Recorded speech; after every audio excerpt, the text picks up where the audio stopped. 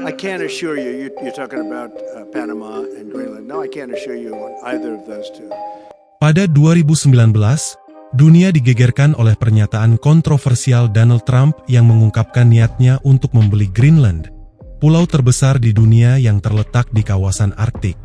Tawaran ini segera mencuri perhatian internasional, baik karena ketidaklaziman dari ide tersebut maupun karena posisi geografis dan sumber daya alam Greenland yang menarik minat banyak negara, terutama Amerika Serikat. Greenland, meskipun dikelilingi oleh es dan terletak di daerah yang keras, menyimpan potensi yang luar biasa dalam hal sumber daya alam dan strategi geopolitik, menjadikannya wilayah yang sangat bernilai di mata banyak pihak. Greenland, dengan luasnya yang hampir sebesar seluruh Eropa, adalah wilayah yang penuh dengan potensi yang belum sepenuhnya dieksploitasi.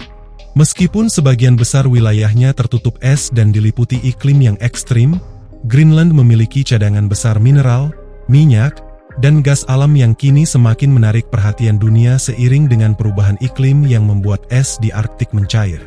Di samping itu, lokasi Greenland yang berada di tengah-tengah Arktik memberikan posisi strategis yang sangat berharga, baik untuk pertahanan maupun untuk jalur pelayaran internasional yang dapat terbuka seiring dengan perubahan suhu global. Penduduk asli Greenland, yang mayoritas adalah suku Inuit, telah lama hidup di wilayah ini dengan tradisi yang kaya, meskipun mereka menghadapi tantangan besar dari perubahan lingkungan yang cepat dan pengaruh dunia luar. Donald Trump, dalam konteks ini, melihat Greenland sebagai sebuah peluang besar untuk memperkuat posisi Amerika Serikat di kawasan Arktik. Dengan sumber daya alam yang melimpah dan lokasi strategis yang dapat digunakan sebagai basis militer, Greenland menawarkan nilai strategis yang sangat penting, apalagi dengan ketegangan yang semakin meningkat antara Amerika Serikat, Rusia, dan China.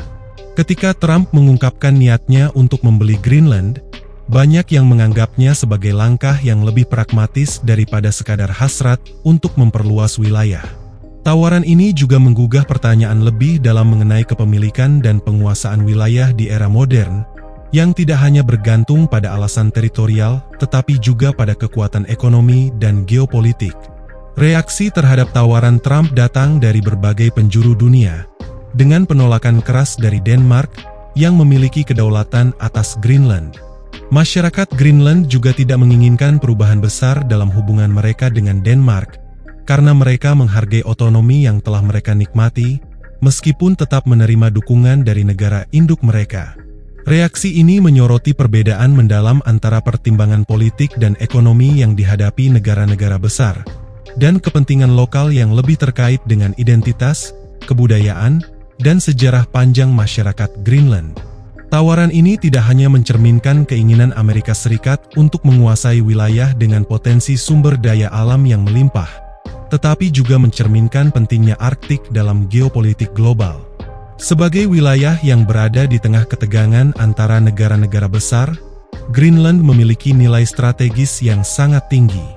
Dalam beberapa dekade terakhir, dengan perubahan iklim yang mencairkan es di wilayah tersebut, Arktik menjadi pusat perhatian sebagai jalur pelayaran baru dan sebagai lokasi cadangan energi yang belum tergali. Jika Greenland menjadi bagian dari Amerika Serikat, Amerika akan mendapatkan akses yang lebih besar terhadap sumber daya alam ini, yang bisa menguntungkan dalam konteks ketergantungan dunia terhadap energi dan bahan baku alam. Namun, penting untuk memahami bahwa tawaran Trump ini juga memunculkan kembali debat tentang imperialisme dan penguasaan wilayah. Sejarah Amerika Serikat mencatat beberapa peristiwa penting yang melibatkan pembelian wilayah asing, seperti pembelian Alaska pada tahun 1867 dan Louisiana pada tahun 1803. Pembelian wilayah tersebut memberikan pelajaran tentang bagaimana negara dapat memperluas kekuasaan mereka melalui kesepakatan ekonomi dan politik.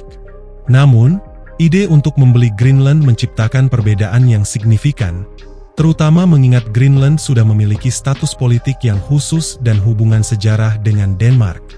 Tidak seperti Alaska atau Louisiana, yang saat itu masih wilayah yang kurang berkembang, Greenland sudah memiliki pemerintahan lokal yang cukup kuat dan masyarakat yang berdaulat. Jika Greenland benar-benar dijual kepada Amerika Serikat, dampaknya bisa sangat besar, baik dari segi geopolitik maupun dampak langsung terhadap kehidupan masyarakat lokal. Pengalihan kedaulatan Greenland kepada Amerika Serikat akan mempengaruhi hubungan internasional, terutama antara Denmark dan negara-negara besar lainnya yang memiliki kepentingan di kawasan Arktik. Hal ini bisa memicu ketegangan baru di kawasan tersebut, terutama mengingat peran Arktik yang semakin penting dalam pertarungan global mengenai sumber daya dan jalur perdagangan. Masyarakat Greenland sendiri, yang mayoritas menentang ide untuk menjadi bagian dari Amerika Serikat, akan menghadapi tantangan besar dalam mempertahankan identitas budaya mereka dan mempertahankan kedaulatan yang mereka nikmati di bawah Denmark. Kebijakan luar negeri Amerika Serikat yang lebih terpusat pada eksploitasi sumber daya alam dan militerisasi kawasan bisa mengubah kehidupan sehari-hari masyarakat Greenland secara signifikan, dari sistem ekonomi hingga hak-hak politik mereka. Bagi masyarakat Greenland, keinginan untuk mempertahankan identitas lokal dan kedaulatan mereka adalah hal yang sangat penting. Mereka telah lama berjuang untuk mempertahankan kebudayaan mereka sebagai suku Inuit yang hidup dalam keseimbangan dengan alam sekitar mereka. Perubahan besar dalam status politik wilayah mereka, terutama jika mereka menjadi bagian dari Amerika Serikat, bisa menimbulkan kekhawatiran tentang hilangnya otonomi politik dan kebudayaan.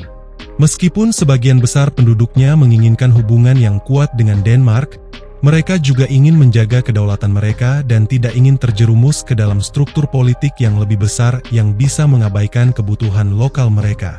Tawaran Donald Trump untuk membeli Greenland mencerminkan dinamika geopolitik dan ekonomi global yang semakin kompleks.